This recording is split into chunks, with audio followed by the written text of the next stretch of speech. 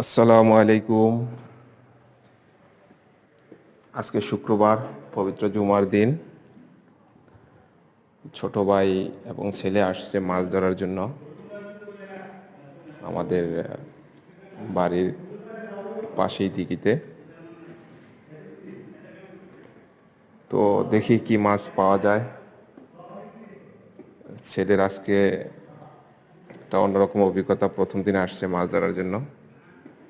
ইনশাল্লাহ আমরা কি মাছ পাই দেখাবো ভিডিওতে, তো অপেক্ষা করুন।